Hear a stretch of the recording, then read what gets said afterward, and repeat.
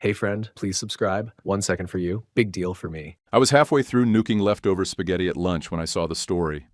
Kara, holding a plastic cup of ouzo, window seat view, wide grin. The next clip was her blue and white carry-on with a shiny gold M. I knew that bag. I'd seen it under my own kitchen table. She was on a flight to Athens. That same lunch break, I checked the account for Evan's surgery, something I did maybe once a week. My thumb froze before the page even loaded. The balance sat there like a threat. $740. I had to sit down. I actually leaned against the fridge like someone punched me in the ribs. 2 years and 10 months. That's how long I'd been stacking that fund. Overtime, weekend shifts, a lawn mowing side hustle last summer that damn near wrecked my back. I'd saved $96,800, and now it was gone. Quick note, before we start, share in the comments. How's your day going and where are you joining from? And let's continue. Evan was 8. Tibial torsion in his right leg. Not life-threatening, no. But it twisted the way he walked, made him tire out fast, made other kids stop and stare. The surgeon said with a corrective osteotomy and therapy, he could finally run straight, play sports, do normal kid stuff without dragging one side like a limp string. I wasn't fixing his life. I was giving him a fair shot. I'd done the work. All of it. Kara, she hadn't worked in almost a year, lost her retail job, bounced between friends' apartments, then landed at Marina's place. My sister. Just for a couple months, Marina said. It became 6. Kara was around my house almost weekly after that. She played nice, brought Evan little sticker books, asked about his surgery timeline, the fundraising link, even which bank I used. She said stuff like, "That little guy's lucky to have you." I believed she gave a damn. She didn't. I pulled up the transfers. There were 5 of them, all clean round numbers. 10 grand, 15, even 20. Spaced out over 11 days. She didn't even try to make it subtle. The last one hit that morning, the exact morning she posted the bag, and the wine and the view. 74-0 left. Not even 1,000. I started sweating. I couldn't swallow. My whole mouth went dry like chalk. I called Kara, straight to voicemail. Texted her. Call me as soon as possible. Emergency. Nothing. 2 more texts. Still gray. Then she posted again. Rooftop view of Santorini. White domes, bright water. Caption. Finally living. She tagged a seafood place and a boutique. That bag again, front and center. I called Marina. She picked up on the second ring, sounded out of breath. Kara told me she was going to Ohio to visit a friend, she said, voice going tight. She didn't say anything about Greece. I asked if Kara had used her iPad recently. Marina paused. Yeah, she watched some shows on it. I asked if it had my Wi-Fi saved. She said, "Oh hell." Evan came in from the backyard holding a football. You sick? He asked, blinking up at me. I said my stomach hurt. He gave me a hug and said he could make toast if I needed. He was 8. I went to the bathroom, sat on the edge of the tub, and just stared at the tile like it could explain something. I didn't cry. I didn't yell. I just felt heat, rising, sharp, itchy, behind my eyes. Pulled up the fraud chat with the bank. Typed, unauthorized access to account, suspect family member. Rep asked if anyone had access to my device. I typed yes, then backspaced. Typed it again, yes. They opened a case, warned me it could be complicated because it came from my own IP. I started screenshots, timestamps, captions, transfer confirmations, Kara's tags. She posted again, wine glass, blue ocean behind her, captioned, "No more broke energy." I put my phone face down. I'm not dramatic. I don't like scenes. But this? This was war. And she picked the wrong damn kid to steal from. I spent the rest of that day bouncing between bank hold music and screenshot folders. The agent I finally reached was polite, professional, but bottom line, 5 transfers, same IP, authenticated from a known device. They escalated it, flagged my account, and told me to file a police report. I wrote down every reference number like they were coordinates in a war plan. I made a folder, labeled it Kara Theft. I was past the point of giving people the benefit of the doubt. Kara's stories kept dropping like clockwork. It was like watching a luxury ad campaign paid for with my son's limp. Mykonos Beach Club, tagged. A boutique with little white dresses and those useless gold hangers, tagged. Her wrist stacked with bangles, shimmering in the sun. The caption under that one hit like a fist. When your cousin finally invests in you.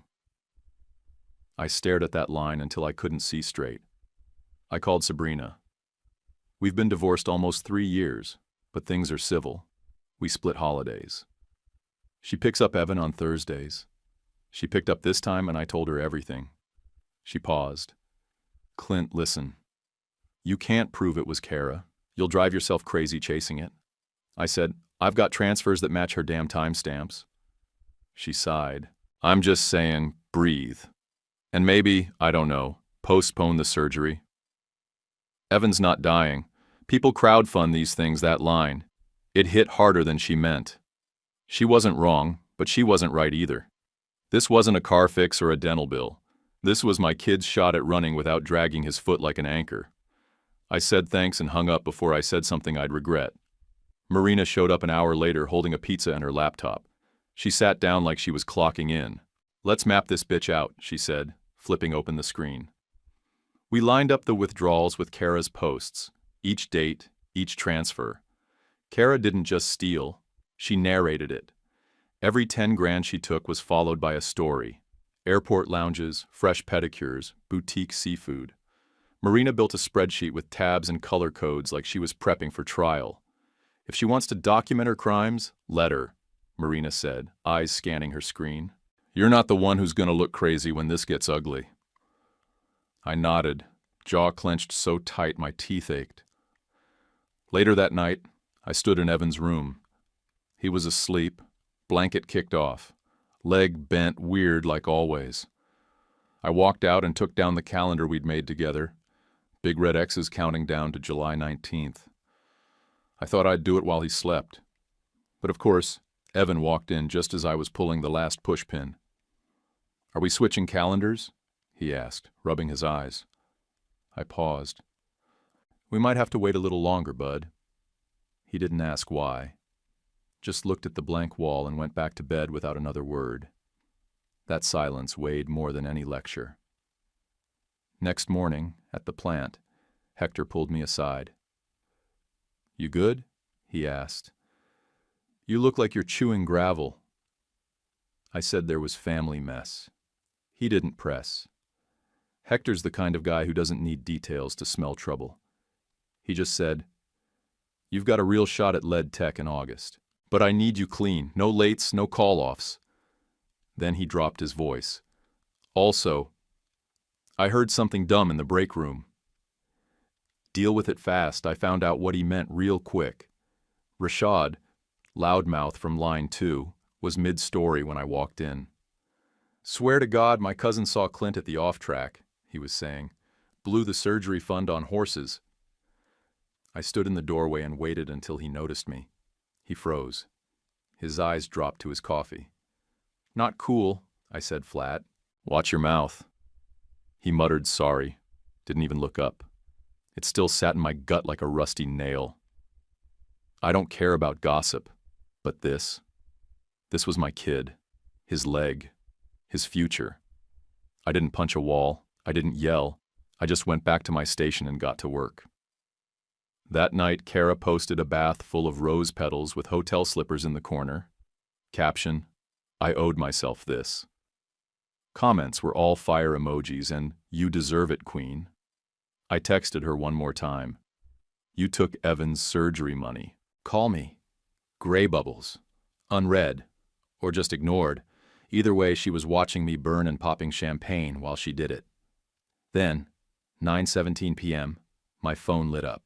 My uncle. He started slow. Said Kara told them I'd offered seed money for her to get a fresh start. Said maybe it was all a misunderstanding. Then he said something that made me grip the phone so tight it cracked. We're willing to help smooth things. $3,400 over 10 months. Just to keep the peace, I kept my voice even. Peace doesn't get bought with other people's kids.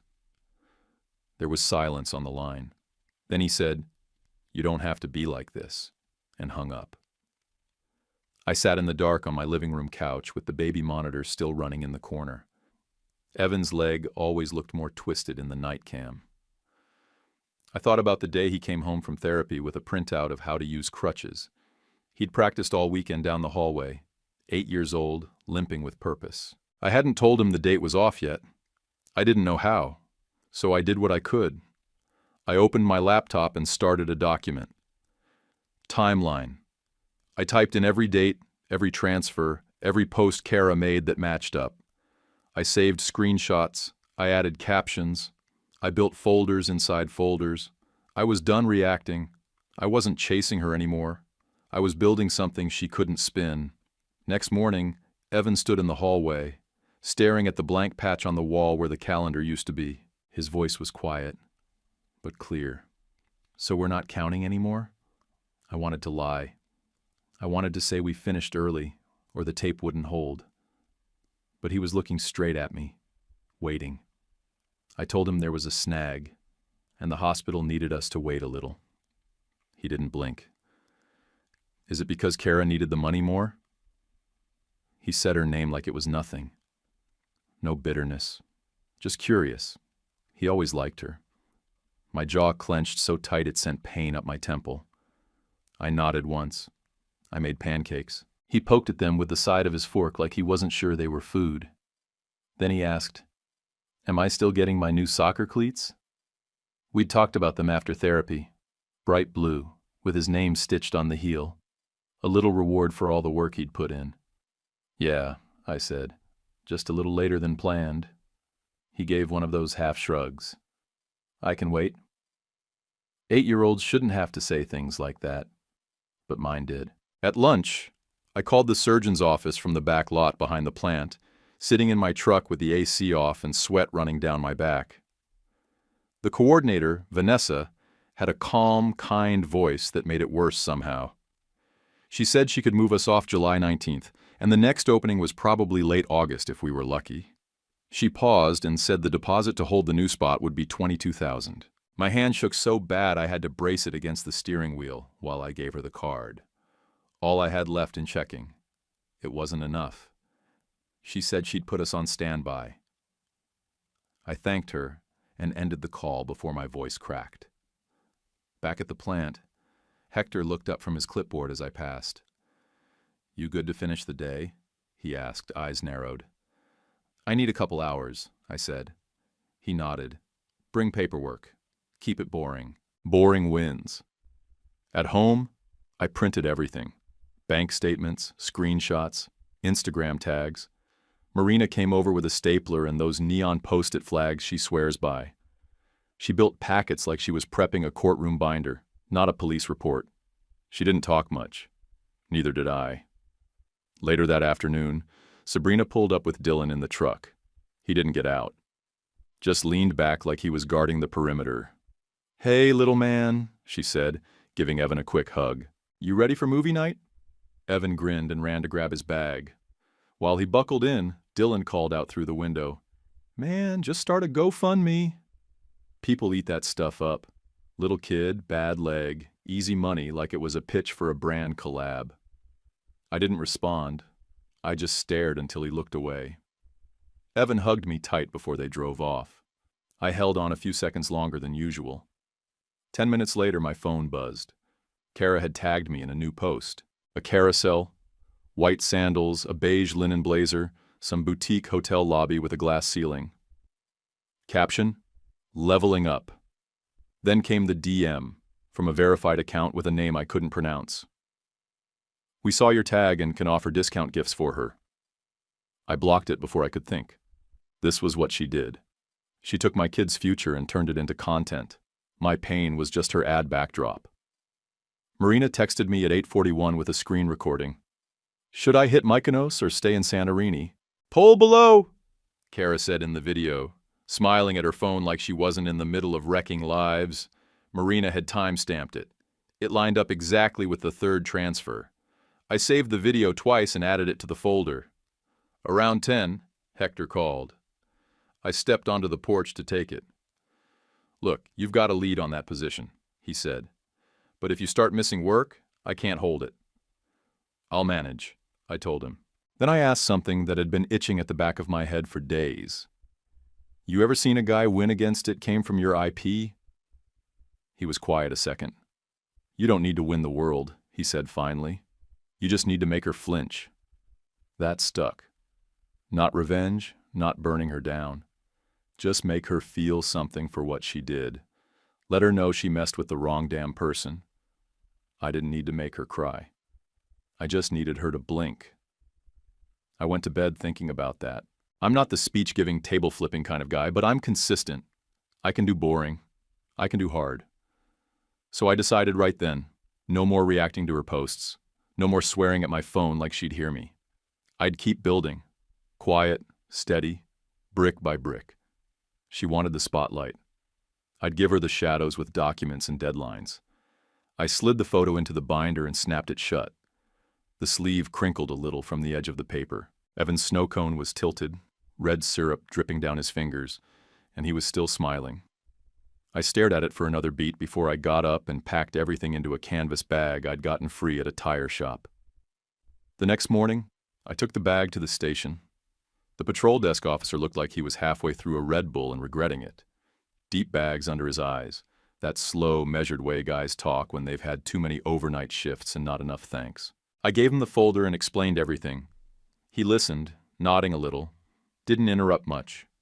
When I got to the part about the iPad, he scratched something on his clipboard and said, "Yeah, unfortunately, if it came from your network and a device you've logged in from, this might end up being a civil thing." My stomach sank. I asked if they'd still write it up. "Yeah," he said, and took copies of the transfer records and the screenshots. "You'll get a case number for reference." That's what I walked out with, a case number, and a thin stack of hope that felt like it could tear in the wind. Marina had already booked the consult, free initial meeting with an attorney named Annette Jameson. Tuesday at 4:30 p.m. downtown. Her assistant called me ahead of time and told me to bring everything digital. I wasn't taking chances. I made 2 USBs, labeled and password protected. I printed 2 binders. I used dividers. My dining table looked like the back room of a shipping center. Ink smudges on my fingers, tape tabs everywhere. Marina sitting across from me eating sunflower seeds and muttering, "She's gonna choke on her own lies." Kara didn't choke, though. She posted Mykonos, again. White sheets, golden hour, a caption that said, "Manifesting, always." The comments were just as fake as the view. Friends hyping her up, strangers asking where she got her bracelet. Marina just shook her head. "Let her post," she said. "She's building your case. Don't look away. Save all of it." It felt like chewing tinfoil every time I hit save, but I kept doing it. Midweek, my phone buzzed while I was loading pallets. WhatsApp from Kara. "You're making this bigger than it needs to be." 2 minutes later, "It's not like Evan is dying." I stood there staring at those words, heart thudding like a dropped wrench. That's how she saw it. Not like she stole his shot at walking normal. Just took a little extra time from someone who wasn't dying. I typed back one line. "Come home." "Fix it," she replied with a laughing emoji. I printed the message and filed it. That night, Marina called in a favor from her coworker, Omar. He was the kind of guy who didn't say much, wore shirts with faded tech company logos, and always had gum. He came over with his laptop and dug into the router logs. Within 15 minutes, he found it. Device ID matching Marina's iPad, login times lined up with the transfers, and Kara's Instagram stories posting right after from her own Android. He didn't say anything, just turned the screen so I could see. The proof wasn't just strong, it was tidy. The next day, I got an invite. "Greek night at my place. Let's put drama behind us. Evan can try the baklava." There was a little evil eye emoji at the end, like that made it cute. Marina laughed out loud. "If she wants a stage," she said, "we'll let her have one." She said she'd go, with her phone out, camera recording. Not sneaky, not hidden, just visible enough that no one could claim confusion later. Saturday I worked a full shift to keep my hours solid. Hector passed me in the warehouse and gave a nod like he saw me trying. Rashad caught me in the locker room after shift. He said, "Look, man, my cousin's full of it. He never saw you at the off-track. I was just running my mouth. I get it was messed up." I let the silence hang long enough to make him shift his weight. Then he said, "I can cover a shift if you need time for court or whatever." Seriously? It wasn't friendship, but it wasn't war anymore either. I could live with that. Sunday night, Kara dropped a teaser, champagne bottles in a stainless steel sink, some bougie kitchen backdrop. She tagged 3 boutiques again. Caption, "Opa." I sat on the couch, chest humming with the kind of slow, controlled anger that used to get me in trouble when I was younger. I muted her, then I unmuted her. She wasn't going to outlast me. Not on this. I wasn't blinking first. Before bed, I went into the kitchen and opened the binder again. I slid Evan's park photo into the front cover sleeve, right above the first tab that said, "Transfer 1." The kid in the picture had red syrup on his face and a crooked leg, but he looked happy. That photo wasn't for court. It was for me. I watched Marina pull out of the driveway that night, with her phone already recording in her lap. She was calm, clipped her hair back like she was heading to an interview, not a circus. I didn't go to Kara's Greek night. I couldn't. My hands still shook when I thought about what she'd done, and if I saw her smiling through it, I might have said something I'd regret. Marina walked in like she had a press badge. Phone up, no hiding. Kara didn't blink. She welcomed her with a hug like they hadn't been exchanging barbed texts just days earlier. There were tapas plates, flickering candles, a Bluetooth speaker playing some Mediterranean playlist that sounded like a knockoff Airbnb commercial. Then Kara started the show. She passed around her tablet like it was a yearbook. Sunset shots, pool selfies, grilled octopus with lemon wedges. People clapped, said things like, "Wow, I'm jealous," and "That water looks fake." Then came the clip that made Marina freeze mid-sip. Kara, holding up a glass, tipsy smile, said, "Shout out to my cousin's account for the upgrade." Loud, proud, like it was a line from a sitcom. There was laughter, but it died fast. Marina didn't laugh. She didn't smile. She just lowered her glass and stared. 10 minutes later, Marina airdropped me the video from her car outside. No caption, just the file. I watched it twice, my ears buzzing like someone had flipped a switch in my skull. Kara noticed Marina wasn't laughing. She got nervous, tried to grab her phone. Marina pulled back. Kara started yelling, "Delete that, I was joking." Someone knocked over a bowl of olives. A woman said, "Whoa, relax!" And a guy in a white shirt said, "This is awkward." Kara kept saying it was a joke. But the timestamp said otherwise. Her toast lined up with the 3rd bank transfer, almost to the hour. I didn't sleep much that night. Around 1:40 a.m., I sat at the kitchen table with my laptop open, and the party clip paused. Kara's voice mid-toast, glass in the air, mouth open like a GIF. I opened Gmail. Subject line, applicant Kara, last name. I sent it to the hiring manager at a pediatric foundation downtown. They'd offered Kara an accounts payable job starting Monday. I knew because she'd bragged about it 2 weeks ago at dinner, said it was 6 figures with flexible Fridays. In the email, I included no commentary, no caps lock, no profanity, just the receipts. 4 public posts with the caption dates, 1 with my name tagged, the video of the party, and the screenshots of the bank transfers. I ended with, "If you have further questions, feel free to reach out." I hit send and closed the laptop. By lunch the next day, Kara's dad called me. "She's hysterical," he said, voice shaky. They rescinded the offer. Then his tone flipped, louder, sharper. "How could you ruin that for her?" I didn't yell. I didn't explain. I said, "She ruined it for herself." And for Evan, he went quiet. Then he hung up. At 8:40 that night, I heard the pounding on my front door before I even got up from the couch. Kara, screaming, "You cost me a career!" Evan peeked out from the hallway, scared. He clutched the back of my shirt like it was a rope. I told him to stay behind me.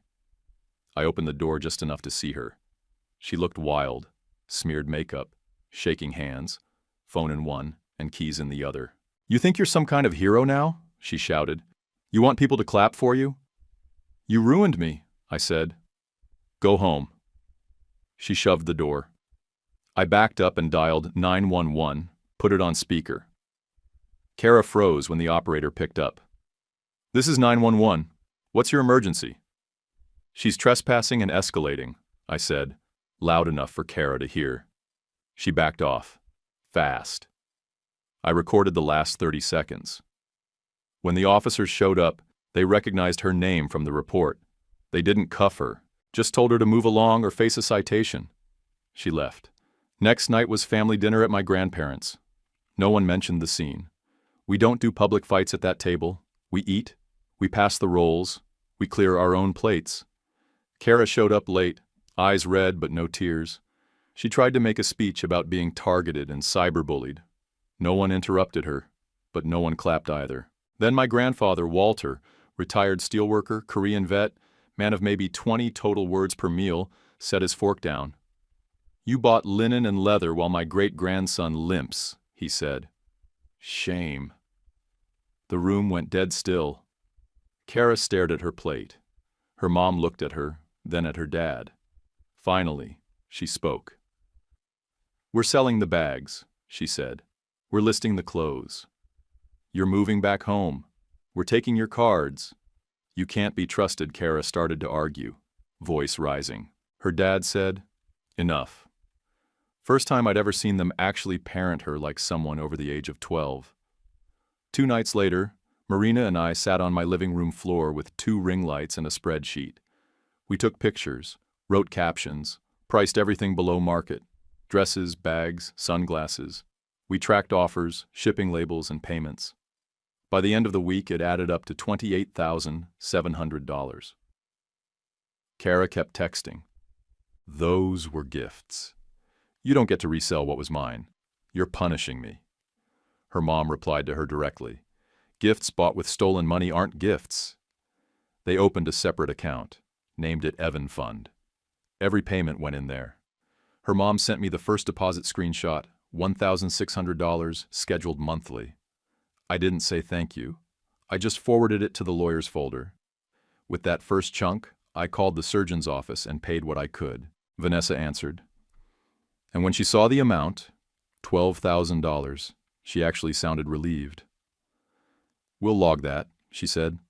"That leaves $10,000 remaining to lock the date." I asked if August 28th was still a possibility. She paused, then said, "If another family shifts, it's yours. We'll call you the second it opens." When I hung up, I just sat there. For the first time in weeks, I didn't feel like the world was caving in. I could actually take a full breath without something clawing at the back of my chest. I didn't smile, not yet, but I knew this. Kara blinked, and I wasn't done. I was halfway through making Evan's lunch the next morning, peanut butter, no jelly, when Sabrina called. She didn't start with hi, just said, "Dylan thinks you should crowdfund it. He says people love a good comeback story, especially with kids, especially if you add a photo and talk about healing energy." I put the knife down and leaned against the counter. "This isn't a vibe," I said. "It's math and bone. We're not manifesting a tibia." She paused for a second. "Fair," she said quietly. "Also, Kara asked me to defend her online. Said you were trying to destroy her life." I kept my voice flat. "You gonna?" "No." I told her I'm not getting in the middle of her mess. Small miracles. 2 days later, I opened the door to a woman in slacks and a polo with a clipboard and calm eyes. "Child Protective Services," she said. "Just here to follow up on an anonymous tip." She was polite, professional. She asked if Evan was home. I said yes, and he was in the living room watching cartoons. She looked around, opened the fridge, peeked in the bathroom. Then she sat at the kitchen table, while Evan told her about his favorite dinosaur. She asked me about income. I showed her the binders. I gave her a copy of the police report. I even pulled up Kara's posts on my laptop. After 10 minutes, she closed her folder. "This happens more than you think," she said. "Money drama, revenge calls. I'm closing the case today. It won't go anywhere." I thanked her and walked her out. I didn't say it, but we both knew who made the call. Back at the plant, Hector flagged me down near the tool cage. "Noise is dying down," he said, eyes scanning the floor. "Keep your head down. I need you to train 2 new techs. If you get through August clean, lead tech is yours on September 2nd. I locked that date in my head like a safe code. Annette met us that Friday in a tiny office above a strip mall. There was a fake plant in the corner with dust on the leaves and a clock that ticked too loud. She wore glasses and didn't smile much. She flipped through my binders, asked a few questions, and tapped her pen against the table when she read the WhatsApp messages from Kara. "The IP issue doesn't kill us," she said. "Access without consent is still access without consent." She drafted a demand letter on the spot. It had screenshots, a full repayment schedule, and a clause about social media harassment. She also prepped a small claims packet with every date and amount. "You'll have leverage," she said. "She'll know it." Later that night, Omar called Marina, said he had something. He came by with a printed report, clean, sharp, 3 lines circled in red. The iPad device ID logged in 5 times. Each one matched a bank transfer. The timestamps lined up with Kara's posts. It wasn't a mistake. It wasn't a coincidence. It was a pattern.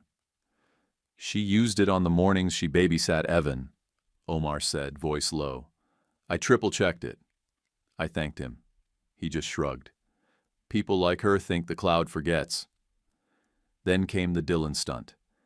I was getting Evan ready for bed, brushing teeth, arguing over one more book, when my phone buzzed 6 times in a row. Screenshots from Marina, from a coworker, from a neighbor, all showing the same thing. A GoFundMe, started by Dylan, using an old photo of Evan in a cast from 2 years ago. The caption was loaded with dramatic words. Innocent, betrayed by family, hope through hardship. It even called Dylan the bonus dad. I called Sabrina. She answered fast. "What the hell is this?" I asked. "I didn't know," she said. "He didn't ask." "I'll make him take it down." 15 minutes later, it was gone. Then Dylan texted me a wall of nonsense about brand awareness and how we could turn the chaos into community. I didn't reply. Kara's stories slowed down after the party video, but they didn't stop. She posted vague quotes about cutting out toxic people and choosing peace. No names, just tone. Her usual audience ate it up at first. Then her friends started unfollowing her. Some of them messaged me directly. One wrote, "I didn't know it was that bad. I'm so sorry." Another just sent, "She lied to us too." I didn't want apologies. I wanted deposits. Her parents kept the payment steady. The resale account ticked up. By week 3, it hit $41,000. Then the call came from the hospital. Vanessa's voice came through the speaker like a sunrise. "We've got you on the calendar, August 11th, 2:15 p.m., pre-op consult. You'll meet with the surgeon, get fitted for post-op gear, and confirm recovery steps." Evan was on the couch next to me. He heard the date and tried not to smile, but couldn't help it. "Can I bring my lucky hat?" he asked. "Of course," I said. "Bring your book too." He nodded. "I'm going to run straight as a pencil." I laughed, really laughed, for the first time in what felt like months. I messed up his hair and told him I believed him. That night, after he went to bed, I sat on the porch with a beer and my phone face down. Marina texted me a video. It was Kara, crying into her camera, rambling about how no one loved her anymore, how she felt erased, how people treat you like a monster for trying to heal. I didn't watch the whole thing. I didn't need to. Instead, I looked out at the street, quiet, lit by one dull street lamp, and thought about steel, about bolts and blueprints, about timelines and torque settings, about bones that can be cut and screwed and braced back together, about how you don't fix things by wishing, you fix them by doing. And I was far from done. The text started at 7:13 a.m. She's here. You're not going to believe this. Then a 10-second video. Kara was at her parents' house, flipping the table runner like it personally offended her. Her voice was shrill, shouting about justice and payback. She started grabbing her mom's handbags off the coat rack. Real leather, some of them vintage. Her dad stood back with his phone recording. Not for views. For court, probably. "If you're gonna sell my stuff, then I'm selling yours," she yelled, snatching another purse like she was looting her own childhood. Her mom, calm as always, didn't flinch. "Put them down," she said, like she was giving instructions in an ER. Kara didn't. She lunged for her dad's phone, tried to swipe it from his hand. He stepped back. She missed. That's when she grabbed the ceramic fruit bowl, blue and white, hand-painted, older than me. She hurled it against the wall like she was in a movie. It shattered, loud and final. The neighbor across the street called the cops. By the time the officers showed up, Kara was pacing on the porch, crying and shouting into her phone. They didn't even ask questions, just told her, "You need to leave or you're getting cited." She left. No fight, just fumes and slammed car doors. Then came the digital detonation. She went nuclear online. Posts on stories, posts on her grid, posts on her backup account. Paragraphs, accusations, lies. She said I'd stolen from her first, that I gambled Evan's surgery fund, that Marina shoplifted from a pharmacy when she was 17, that her parents were financial abusers who manipulated her for optics. But people had eyes. They'd seen the beach club, the bangles, the shout-out video. They remembered the white blazer. The comment section turned on her fast. "You stole from a kid. Keep the receipts, Clint. Your cousin's a hero. You're a leech, that last one got pinned." She tried spinning it as cyberbullying. She posted a crying video from inside her car. No makeup, soft lighting, talking about how she was being hunted by jealous people. And the narrative. 10 minutes later, she posted from her backup. "Anyone got a couch?" Just for a couple nights while I reset, no one answered. None of her party friends offered. One person commented, "Sell the blazer." Another wrote, "Pay the kid's bill." She turned off comments. I didn't reply. I didn't share. I just saved everything and went back to work. 3 days later, the Pediatric Foundation reposted the job listing. Kara's old one. Accounts Payable Specialist. Marina applied on a dare from one of her co-workers. She'd been taking night classes in bookkeeping for over a year, but never thought she'd actually use it for something real. She figured she wouldn't get it. She got the interview, then the job. I was at the plant when she called. "I start Monday," she said. "How's that for a full circle kick in the face?" When Kara found out, how, I don't know, maybe mutuals, she drove there, walked into the lobby, and made a scene loud enough for security to escort her out. She yelled that Marina stole her identity, that she deserved that job. Marina didn't engage, just walked to the HR desk and waited it out. That was her version of a win. Clean, public silence. After that, her parents finally snapped the last cord. No more phone, no credit card, no spare room. They offered therapy and nothing else. Kara posted 3 quote graphics in a row. Going no contact is self-care. They hate you because they hate themselves. Blood doesn't mean loyalty. Then she changed her bio to Healing in Chaos, Black Heart. For once, her parents held the line. No check-ins, no soft landings. That weekend, Sabrina texted me. Dylan said Kara's a marketing opportunity. Then she added, she asked him to help rebuild her brand. That word, brand, made my hands curl into fists. She wasn't learning. She was rebranding. I didn't text back. I didn't need the details. Let them circle each other like 2 broken drones. I had better things to do. Evan sat on the living room floor that night, drawing with his tongue between his teeth, fully focused. He showed me his picture. It was a red sports car, drawn in thick black lines. 4 wheels, all straight.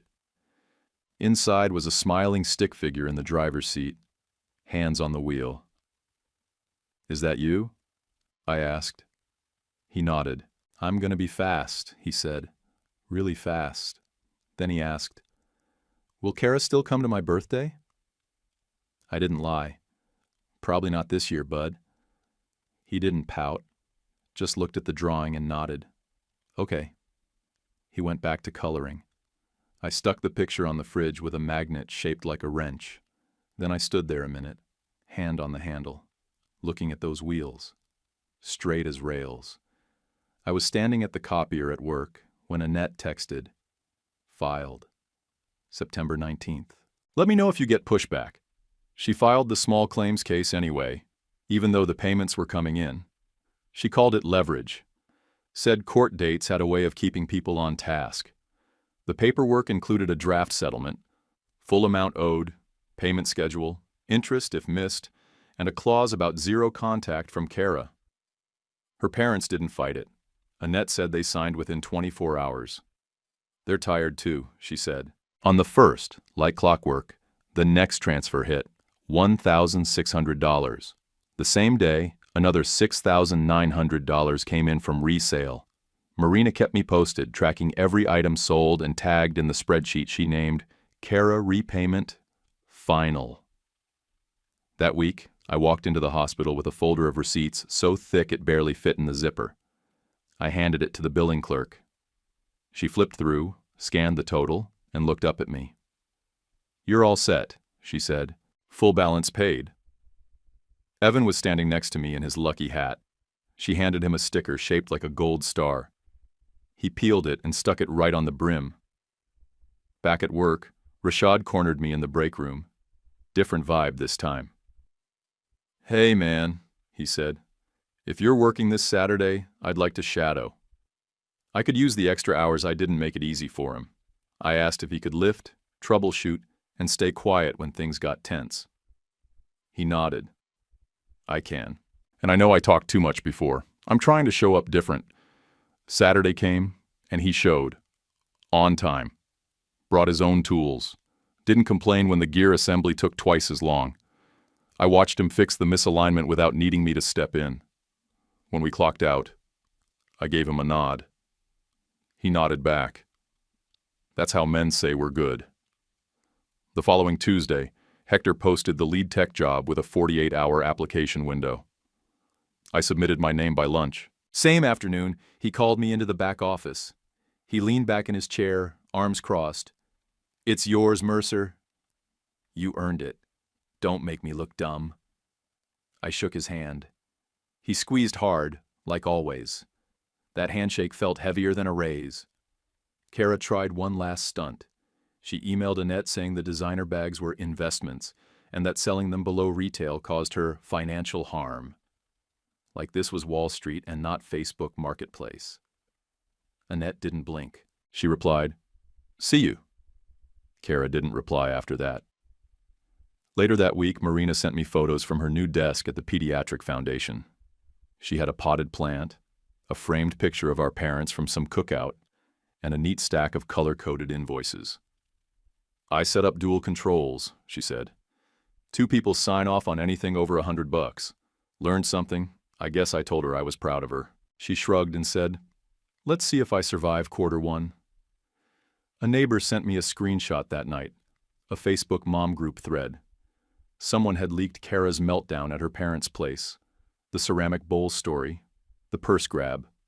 The video had 28 comments, most of them rough. I didn't post it, didn't share it, just saved it to the case file. Then I let it go. A couple days later, the surgeon's team called with final instructions. Vanessa's voice again. Efficient, calm, never in a rush. She walked me through everything. No food or drink after midnight. Shower with the soap we gave you. Pack light. Just essentials. Evan sat across the table from me, swinging his feet, listening like it was a secret mission. "Can I bring my shark?" he asked, real serious. "Of course," I said. You pack it." He ran off and came back with it 10 minutes later, tucked into his bag next to his lucky hat. The zipper barely closed. That night, I sat on the edge of his bed while he brushed his stuffed shark's little felt fin with his toothbrush. He looked up at me. "Will it hurt?" he asked. I didn't dodge it. "Yeah, buddy. It'll hurt at first, but we'll be there the whole time. It'll get better after that." He nodded once, like it was a deal. No more questions, no tears. Brave kid. Braver than I was at his age. I stayed there a few more minutes, just listening to his breathing slow down as he drifted off. Out in the hallway, I flipped off the light and checked the bag one last time. Hat, shark, socks, book. We were ready. The sky was starting to dim when the doorbell rang. Sabrina stood there holding a foil-covered casserole like it was a peace offering. Dylan stayed in the truck, engine running. She looked toward him, then back at me. "He's giving space," she said. I didn't ask for the details. Evan popped his head around the corner and smiled when he saw her. She knelt down, hugged him tight, told him he was going to do great, and kissed the top of his head, like she still did when he was 3. In the doorway, she leaned in and said, "I'm sorry I told you to postpone it." I thought I was being practical. I wasn't. I nodded. "We're past it." And we were, mostly. 20 minutes later, there was another knock. No bell this time. Just a small brown box on the porch, no return label. Inside was a plain envelope and a folded note. The cash inside was counted out in 20s, 2,000 exactly. The handwriting was shaky, but I recognized it immediately. "Clint and Evan, this is all I have. I sold my laptop. I'm sorry. Kara." I stood there a full minute, note in one hand, the envelope in the other. Then I walked to the drawer where I kept receipts and labeled folders, pulled out a manila envelope and wrote therapy on the front in black Sharpie. That's where the money went. Not into the main fund, not toward the surgery. Boundaries are boundaries. Evan and I had pasta and watched a game show rerun. He laughed at the dumbest answers like always. Some guy who thought Alaska was a country. Then the mood shifted. He got quiet. He turned to me and asked, "Will the doctor fix my turn?" "That's the plan," I said. He didn't blink, just said, "Then I'll run straight and fast." He meant it. I felt it hit somewhere deep in my chest, a tight pull I couldn't explain. After he went to bed, I laid out his bag. Socks, paperback book, shark, hat. The zipper was fussy, but I got it shut. Then I went to the printer and printed the final receipts, hospital deposits, resale income logs, payment confirmations. I stacked them neatly and clipped them together. Marina texted at 10:04. "See you at 6:45. I'll bring coffee." I was turning off the hallway light when my phone buzzed again. 3 messages, one after another. First from Kara. "I hope you're happy." Second from her dad. "She's in a hostel now. Says she's finally going to therapy." Third from the hospital. Reminder, arrival 2 hours prior to scheduled surgery. "Thank you." I flipped the phone face down on the counter and just stood there a moment, letting the silence settle around me. Then another text came through. This one from Hector. "You got this." Just 3 words, no punctuation, but they landed better than any speech. 2 minutes later, Rashad sent a dumb gif of a dancing robot with a backwards baseball cap. It made me smile, despite everything. Sometimes, simple things hit the hardest. I took a shower and used the antiseptic soap the hospital gave us. It smelled like a swimming pool. The routine kicked in automatically. Wipe the sink, check the coffee machine, lower the thermostat, lock the back door. I peeked in on Evan twice, just to hear him breathe.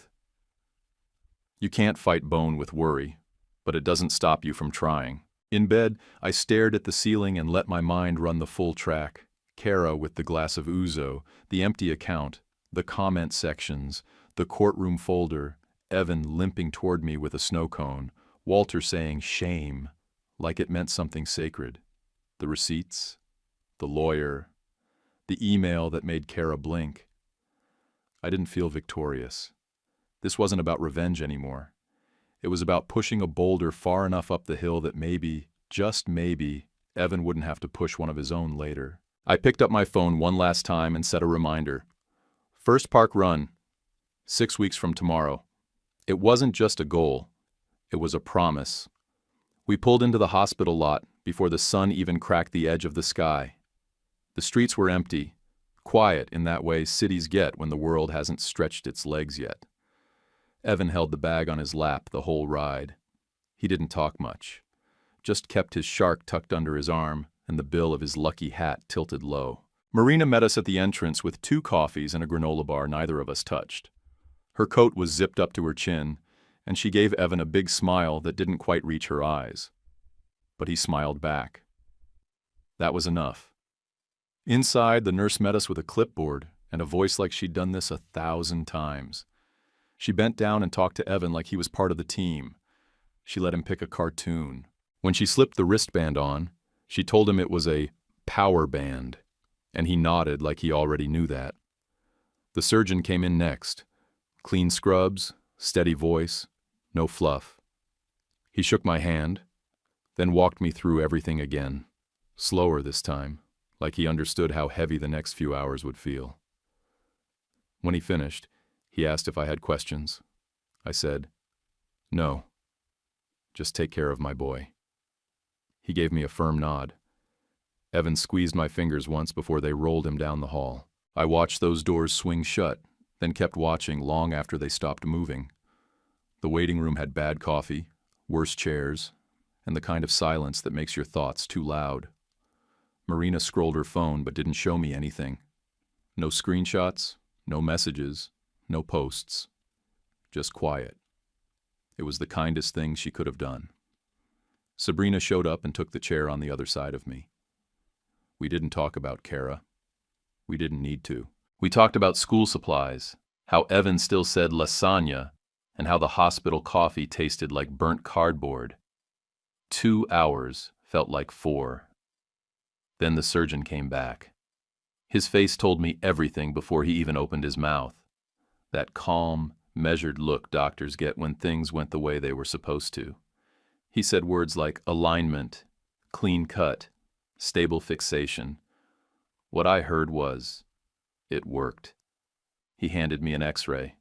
Even I could see the difference. The twist was gone. The line was clean. I didn't cry. I just nodded and let the air fill my chest again. Recovery was slow, like they said it would be. Evan came out of anesthesia cranky and hungry and disoriented. He asked for his hat, then for his shark. I gave him both, and he held my hand until he drifted off again. The nurse gave us a folder of instructions. Marina wrote everything down like it was gospel. Sabrina organized the meds and labeled them with color-coded dots. Small work, big impact. A week later, the physical therapist met us in a rehab room that smelled like antiseptic and lemon cleaner. Evan groaned through the first set of tiny leg lifts. Then he pushed through them anyway.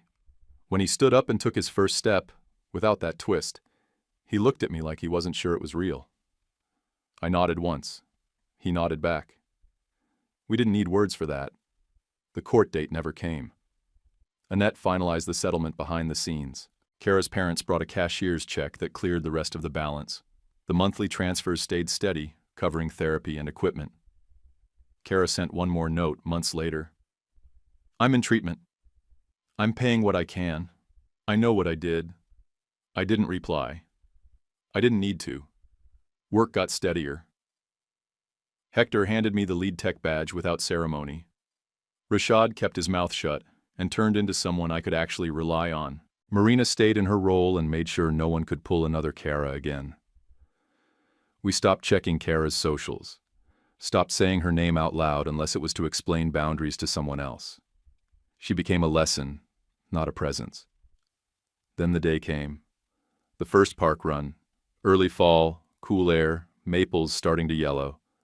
Evan laced up his sneakers, did a goofy warm-up, and took off down the path. He ran straight as a pencil, no dragging, no tilt. At the end of the path, he spun around and jogged back, faster than I expected. He was grinning, chest heaving, eyes bright. "Could you even see me?" he asked, breathless. I laughed. "Barely." We walked home slow on purpose, with leaves crunching under our feet. We kept what mattered and let the rest go. If someone close to you stole money meant for your child, would you fight back with proof or let it go? Share in the comments.